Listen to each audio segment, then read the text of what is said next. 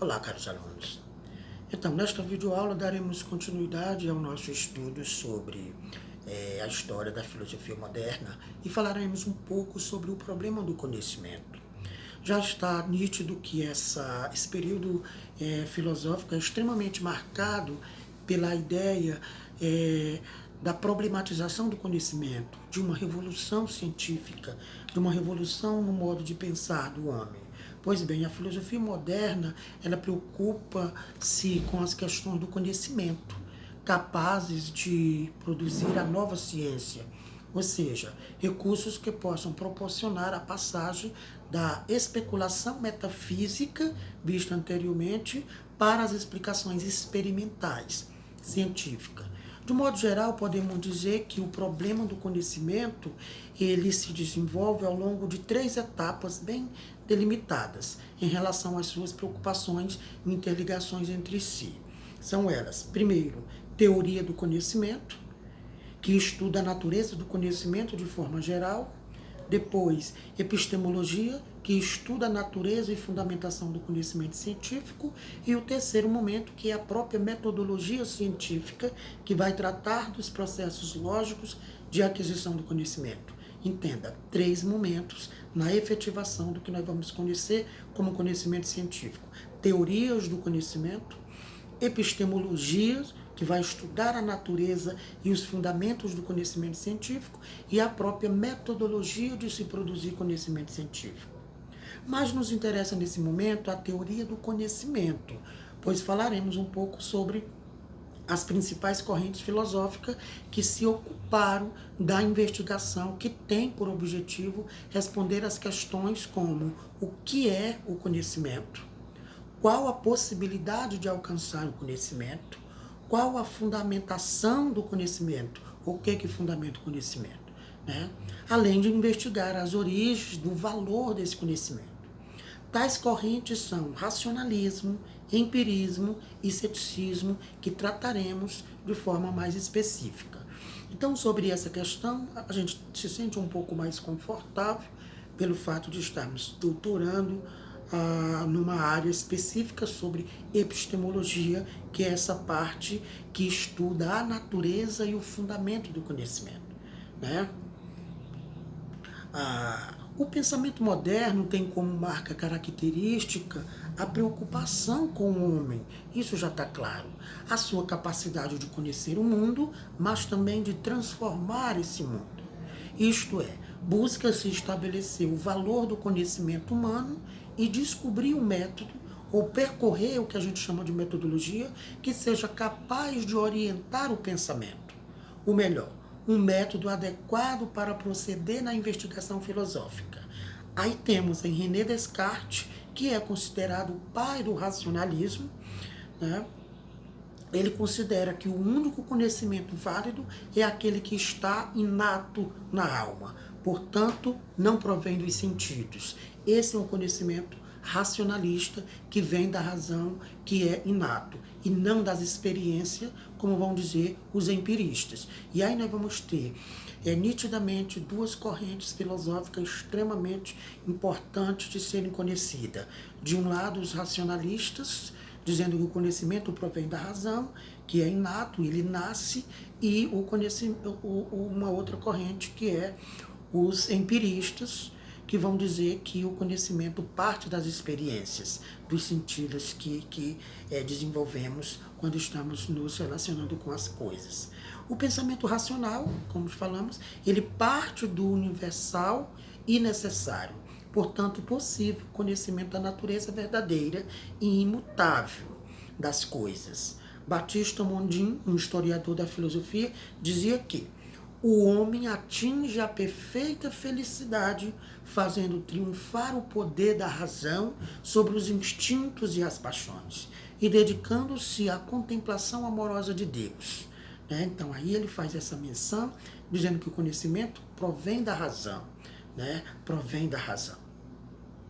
E que esse estado de perfeição do homem seria promovido aí por essa forma de pensar racional, e não pelos instintos, e não pelas experiências, pelas paixões.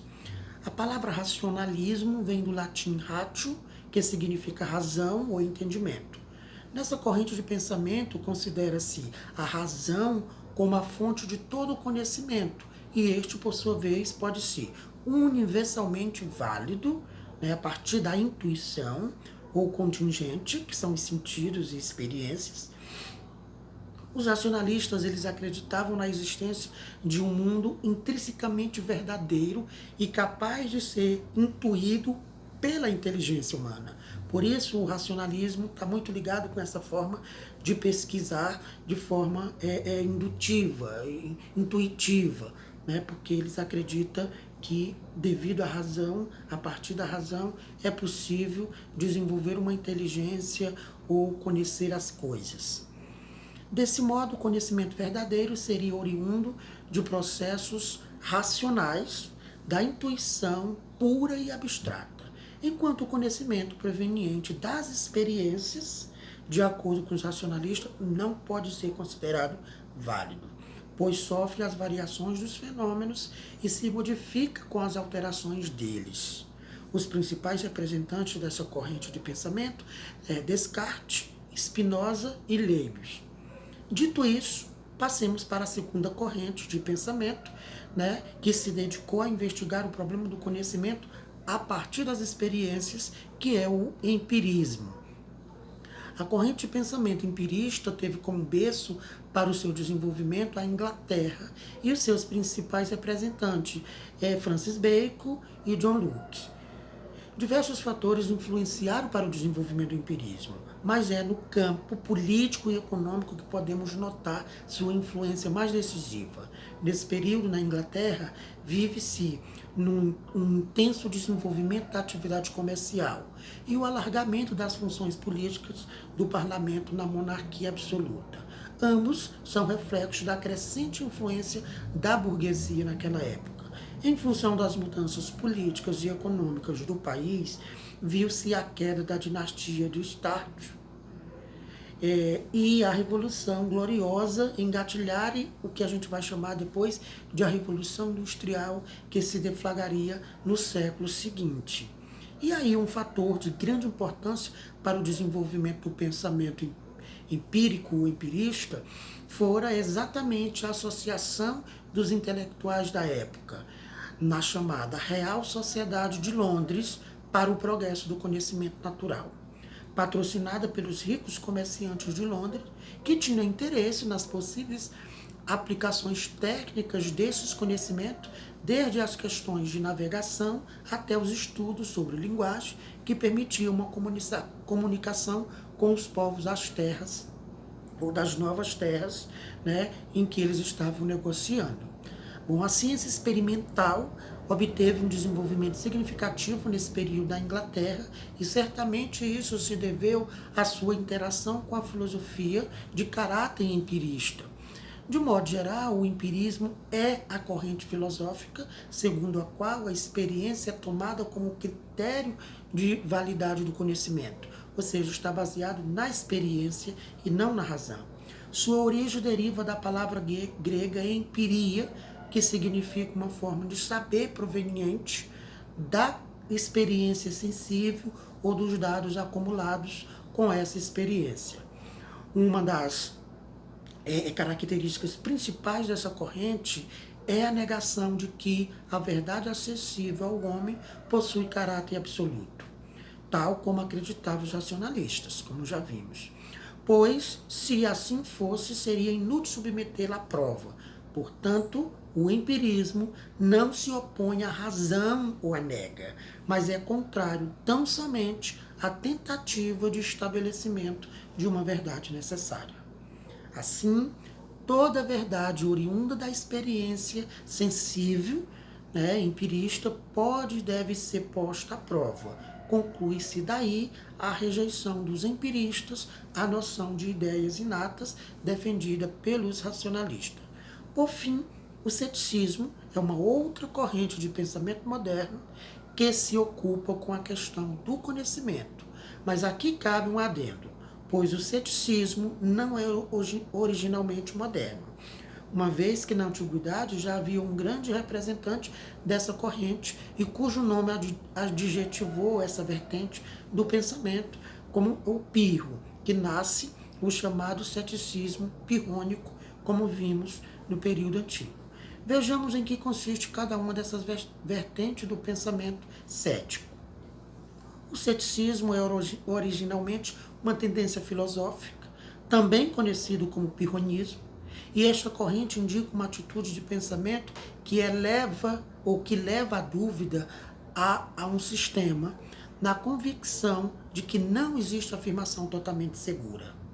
O representante mais expressivo dessa corrente é o filósofo grego Pirro, que afirma ser impossível ao homem conhecer a verdade, pois tanto os sentidos nos induzem a muitas ilusões, quanto a razão nos induz ao erro, por apresentar opiniões bastante contraditórias sobre os mesmos assuntos relevantes, assim os limites de nossa inteligência.